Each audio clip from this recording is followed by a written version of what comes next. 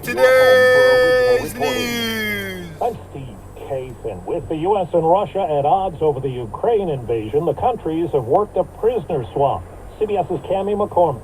The Russians have released a Marine veteran, Trevor Reed, who was arrested in 2019. Russian authorities say he assaulted an officer. Reed had been sentenced to 9 years in a Russian prison. He was freed in exchange for a Russian pilot who was serving a 20-year sentence in this country for drug smuggling. The two were swapped in a European country. The exchange comes as U.S.-Russian relations are at their lowest point in decades. But just weeks ago, Reed's father, Joey, was expressing deep concern. My son is in a third world gulag, using a hole in the floor for a toilet and not seeing another person for weeks. President Biden hailed Reed's release. 2 other Americans are still jailed in Russia, Brittany Griner and Paul Whelan. Vladimir Putin told Russia's parliament today that the goals of the country's military in Ukraine will be achieved. Russia has cut natural gas shipments to 2 NATO countries, Poland and Bulgaria.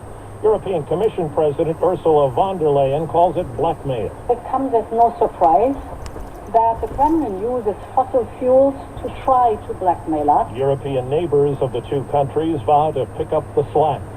The CDC says nearly 60% of the U.S. population has had COVID-19 since the pandemic began, and more than 75% of younger children have been infected with the virus.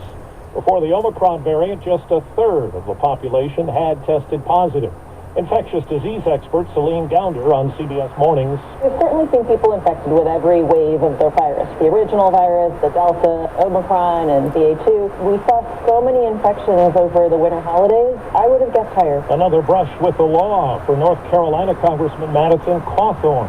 CBS's Scott McFarland says he was found with a gun by airport security. The TSA says the gun seized at Charlotte Douglas Airport was a 9mm and was loaded. Another incident happened last year at Asheville Regional Airport, and the Republican congressman is also dealing with a driving without a license citation from earlier this year. Overseas, a British celebration is coming together for Queen Elizabeth.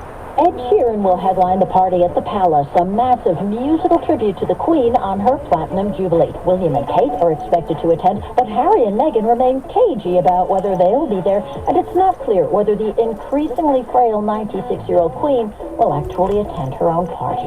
Vicky Barker, CBS News, London. Wall Street right now, the Dow is up 182 points. NASDAQ is up 120. The S&P 500 up 34. This is CBS.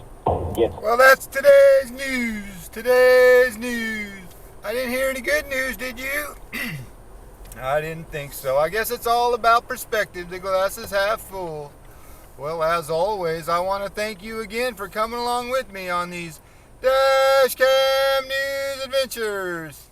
You know the drill. Peace, love, and all that hippie jazz. Bye-bye, everybody.